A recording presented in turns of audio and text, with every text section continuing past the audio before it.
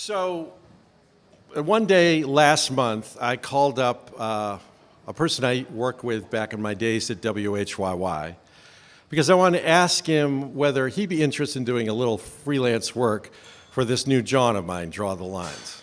So I had to describe the project to him, and I admitted to him, this is pure Frank Capra. This is Mr. Smith Goes to Washington idealism with a little high-tech angle to it.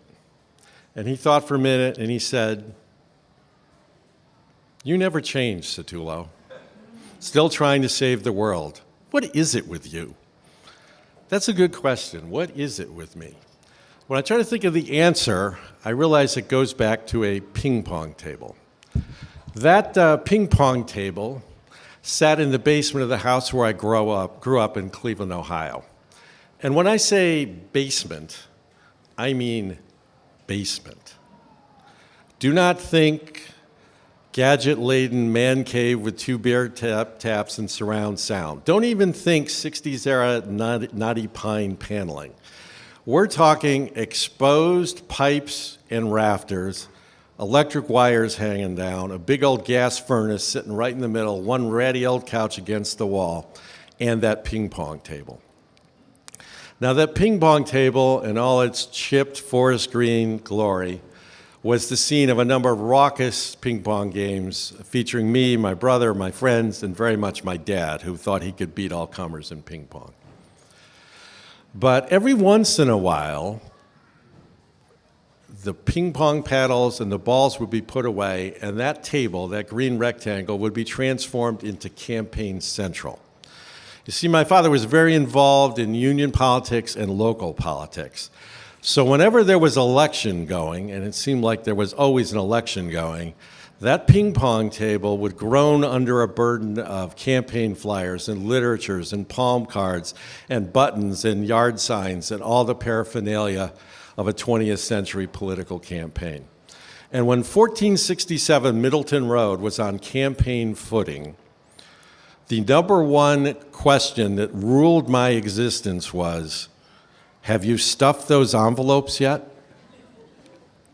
Because in my father's view, there was no TV, there was no ice cream, there was no touch football up at the park until every one of those flyers had been folded and carefully stuffed in an envelope which had been carefully and properly addressed so he could send them out the next day so that our candidate could win. My dad really believed in teaching responsibility and work ethic. Now, I've never been sure whether to call my father a first-generation immigrant or second-generation. You see, he was conceived in Sicily, gestated on the boat over, and was born just after his mother arrived at Ellis Island. They ended up in Cleveland, where he grew up the son of a stonemason, went to East Tech High School, and was trained as a newspaper printer. You see, ink is in my veins.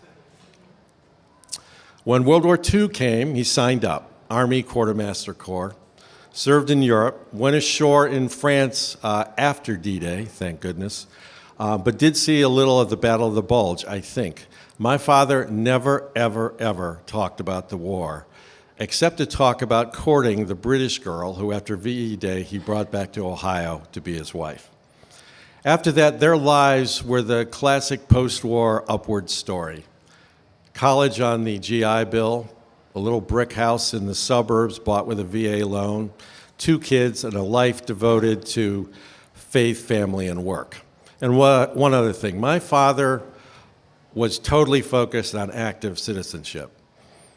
You pay attention, you show up, you do the work, you learn the issues, you get out the vote, you make sure you leave the place better than you found it.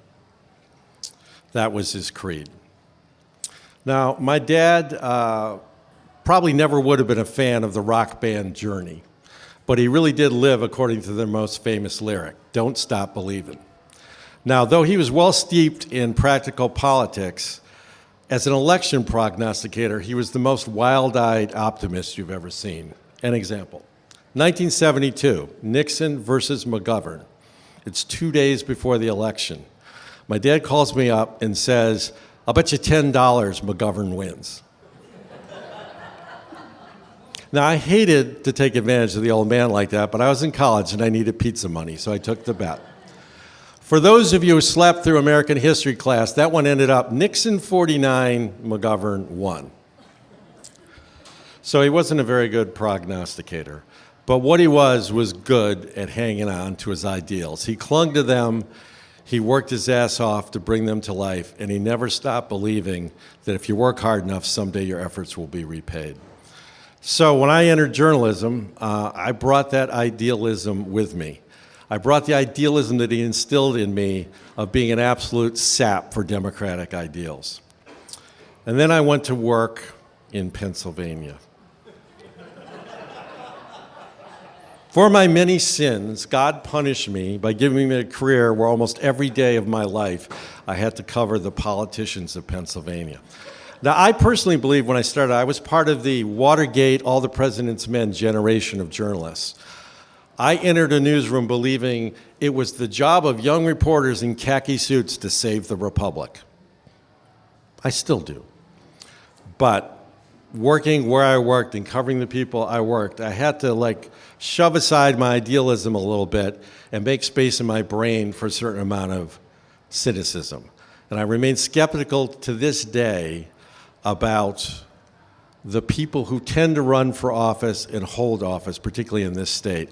I've seen too much negativity, too much corruptibility, too much ignorance in high office to be a complete naive.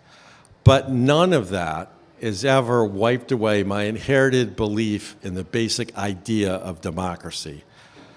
I still believe this. Government of the people, by the people, and for the people is the best freaking idea human beings have ever come up with to live together.